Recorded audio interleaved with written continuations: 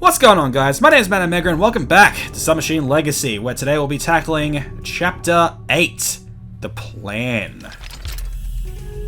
Transcript 1738. You can create dimensional portals while being inside such a portal? Yes, I can. And when you do, what happens then? You change direction. Direction of what? Of everything.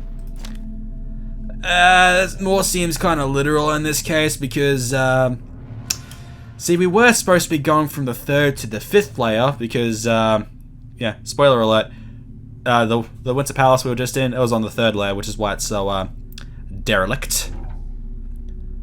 And, supposedly, Mer was chasing Liz to the 5th layer, but, we're on the 1st layer in this place.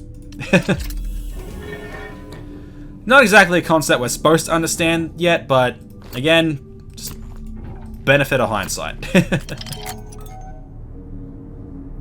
That we grab this key here. Oh, right. Alright, we can get down off this platform. Thanks to us dragging this pole over, we can collect this stone sphere. Murtaugh's coming. We should go. We should go now. Yeah, people are pretty scared of him at this point. Although I will push that back over. We are going to need that for something. Anyway. But over here. Here we got the good thing. Is that it doesn't even ask us if we want to attach the electrodes to our head. We just do it, apparently. But, activate the beamer here. And we have another button open. Yes, we've been seeing that all throughout the game so far, but now we're finally in the chapter where, you know, layer switching is actually, you know, a thing that we can do. So here we are on the 1st layer, the dock. Let's go to the 2nd, the Cardinal Mosque. And yes, I did learn the canonical names of these places. Okay, I don't know if it's canonical or if it's just, you know, the community made them up, but whatever, it's the best we got. I clearly remember the day it all ended. It was not long after computer processing power exceeded that of the human brain. Many thought this was the turning point, but not so. The moment came a bit later. I remember because I was there when we asked the biggest question, the one we've been struggling with for millennia. Why are we? But this time, the question wasn't directed at us. We asked the computer. And that was the turning point in the history of humanity. That exact moment. Once we acknowledged that we're not the most evolved structure on our planet, once we passed the torch, our purpose diminished. Did we expect the computer to fry under the heaviest of questions?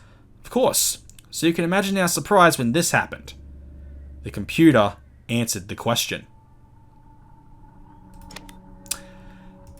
And believe me, it is one hell of a computer. We'll be seeing that a bit later on. Anyway. But here's this thing here. So that's just this. So this is what things look like if we switch back to the 1st layer. Ta-da! So that screen we were playing around with will enlighten us on exactly what this position in this place looks like on different layers, which we can only access once we can access those layers in the first place, but you know. Okay, pick up another stone sphere. We also got a bunch of stuff. One thing we do need to do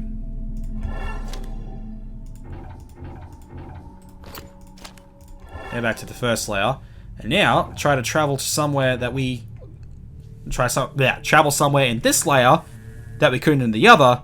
Now that we travel somewhere in the other that we couldn't in the 1st. If that makes any sense. Because now we're up top. So that's 3 stone spheres for us. We'll throw the coil in there. And now we have passage to the 3rd layer. The cog trees. Yep, that's what we know them by. Anyway, there's a first microstabilizer there, which will not appear if we didn't move that pole back in the first layer. Anyway, with that...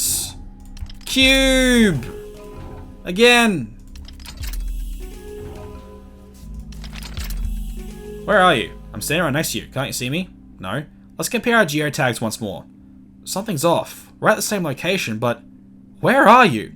Well, it's simple, guys. You're on different layers. Get used to that concept really quickly, because if it doesn't screw you now, it's going to even more later. Alright, we saw this exact thing pretty much back in the second layer. Just line them up. And here we are. And I probably mentioned this... Hold on a second, I want to test something.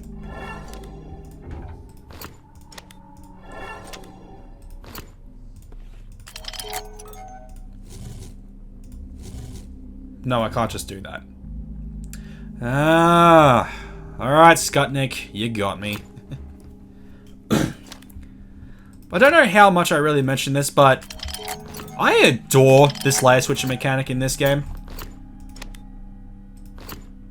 There's just so much creative stuff that's possible with this kind of mechanic. And just, you know, this whole concept where you end up in another place is based off where you leave in another place and all the things that interact with each other. Like, I tell ya, the core was definitely always my favorite from like an aesthetic thing, but gameplay wise, oof, the plan was certainly something else. But here we're in the sewers. Not just the sewers, the large sewers. Yes, they are specifically called the large sewers. Anyway, we got that there. Sweet. And that just would have led us back over this way. Which I probably should have just stayed there so I can keep moving forward here. That'll do it. Drain all that water while we're at it. Alright then. S. Yes, thank you. But why the boundaries? Why this particular shape? The idea is to give you a glimpse of the plan. Just a glimpse. Seeing it in all its glory would blind your mind. Yep. And it is still a thing that that people can struggle to understand. Now, we can actually travel to a layer underneath everything else. Okay. Oh, well, we do have a little pyramid cell. And I'll just take that, because I can. I haven't really brushed over it because I was just doing other things, but yeah, find that microstabilizer down there. Apparently my brain's just moving too fast for all this stuff. Well, not really my brain, more so my mouth. That's probably more accurate. Anyway, another beamer. So we can move on to the fifth layer, the Water Pantheon. Another beamer arm here. Kitty. I want to break it. Down by the water's edge here. I never knew a beamer light could bend like that. Well, you never knew a lot of things could do a lot of things before coming into the subnet, and this one isn't even trying to hide. Well, this is just a toy. Just a toy. It's not a toy, it's a knot. You have to untie it. Unless you're Alexander. Yeah, the prick. Anyway. But we'll head back to just any layer where we can cross over another one over this way. And with that, reflector ink. Oh, we need to specifically complete that first. Okay. Alright. And that just gives us access to layer 6. The armory. Well, we know where we can start rebuilding a beamer. And get rid of this wire while we're at it. Do you see it now? Yes. How's it even possible? They're interlocking perfectly. Who needs gods when you have architects like that, right? What exactly I talk about, I mean, I've shown off before, but I'll show it off again in just a little bit. Windrose button, A. And a beamer arm. Let's, we'll pull that lever. Move back to another layer. Just, get around that wall there, because we can. Ah, now we got what to do with all these. And also, we got this thing here. Which we saw these little things in layers 2, 4, and 6. So now we can activate them with the help of that blue barrel. Don't need that anymore. Now to layer 4. Right there. And the last one was back in its own layer of 6. Which was just up here, right? Yep. Alright. So now we've got a car battery. But it ain't going in a car. No, no, no. Just gonna use it to power up another beamer. Granting us access to layer 7. Bamboo Town. Where apparently the sky has disappeared. A woman came to our village. No one knows exactly how she entered since the gate was closed at the time. She went straight to the... and 1 minute later, a beam of bright light shot from it up straight into the sky. When she disappeared, we knew we were blessed with the presence of the goddess. That was 742 years ago, and we worship her to this day. We can assume the woman in question is Liz, who has not been alive for 742 years, but it does introduce something about layers which I never brought up in the first place, because it was a bit of an alien concept to me at the time as well. It's not just aesthetics that are different between the layers of a place. The flow of time also differs between layers as well. So we have a place like this where, 742 years have passed since Liz just came by and did a thing. But on the exact same... in the exact same place, on a different layer, we got just a modern place like this. Just this armory here. No, not there. To turn this one. Move back on up to the top. To gain a trusty companion. This hammer. I do enjoy a good hammer. Where do I want to go?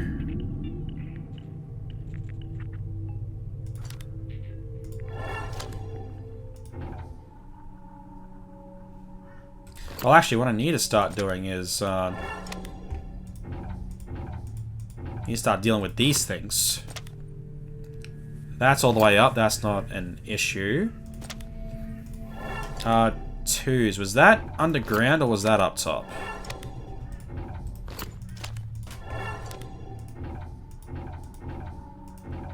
Twas underground.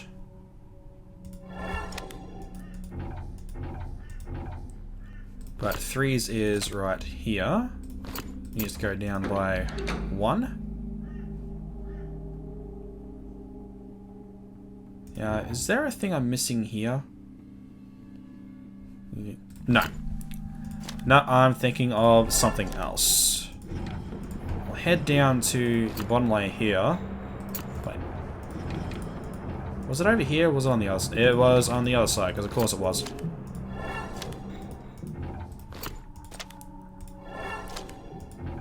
And up to that.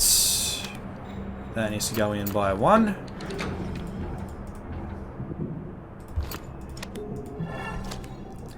Back and forth, back and forth, back and forth. Alright. So now, we'll go to second layer, push that in by 1.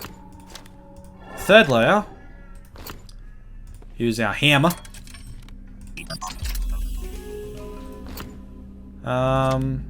6 layer. That's down there. You push that in all the way. And I believe that 5 is fine where it is. Yep. And with all that, we recognize that symbol there. Up top, we get this energy trail. Just before we do anything with it... Wait, I don't need to go underground. I just need to go to layer 6. We have some more things we can break with the hammer. How long is that? So that makes 4 microstabilizers for us. Very nice. And I still need to go back to the second layer to do this thing. So that's it from the south, so it'd be down right. Since this is from the north. You know, unless my brain is backwards. No, we're good. But yeah, but now that we've been to every layer, so we can see, you know, this is what this screen looks like on layer 3, this one on layer 4, this one layer 5, and yeah, I've shown it off before, but I'll quickly show it off again. If we look at the maps for all 7 layers here, they're all, you know, the exact same size, exact same layout, because this is all, it's all just one location spread across these 7 layers here. Now if we... Oh, do I need to open up the passage to... Yeah, I think I need to do that first. But, well, first we'll do... We'll throw this catalyst stone we just picked up into here. Apparently do the exact same thing that Liz did over 700 years ago. No? Doesn't want to do it? Because in the original, what would happen is if you flipped all these on, it'd show Sector 9. Which is the name of this entire location across all 7 layers here. And we had a note here that had been a knot. That there is important because there are a lot of places in the subnet where you can swap layers and it won't even have that similarity. And there will be places that have even more similarities. The closer you get to a place called the knot, the more similarities there'll be. It's basically an area where the plan that they were talking about has taken perfect effect. And the plan itself... Now, I used to think it was about copying stuff. But I think I don't know. Some things are still very vague on that.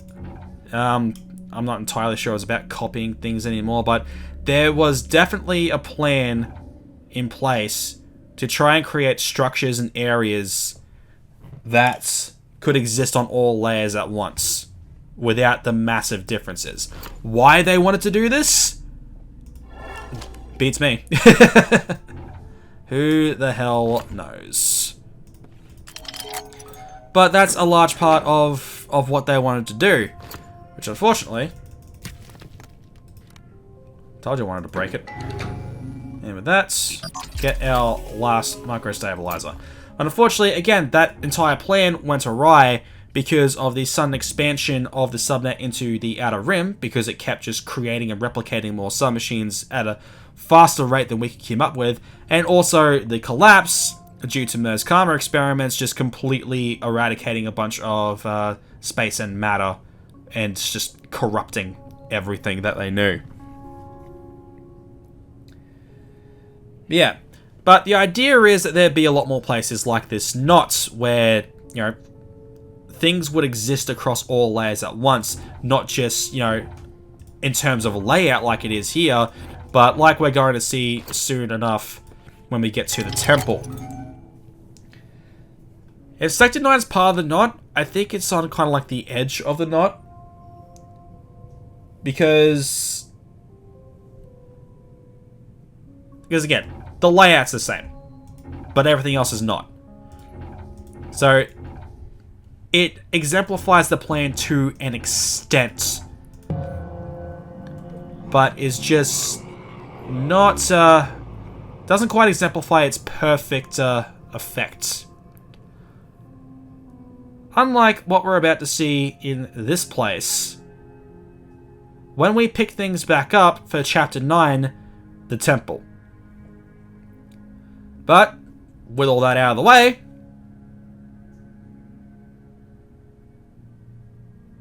I lost my train of thought again. Oh, man.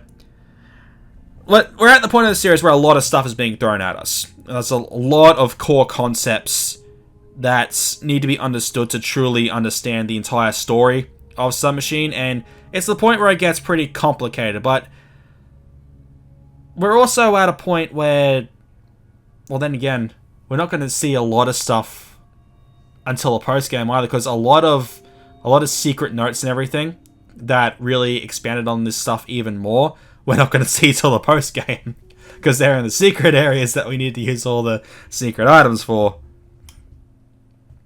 But, you know, that stuff we'll end up getting to when we get to. I feel like I'm explaining things well enough for the most part, even though everything is still vague and confusing and just what the hell's going on. But, yeah. But in any case, thank you all so much for watching. Tune in next time for Chapter 9 of the Temple. And as always, my name's Matt Omega, and I'll see you guys later.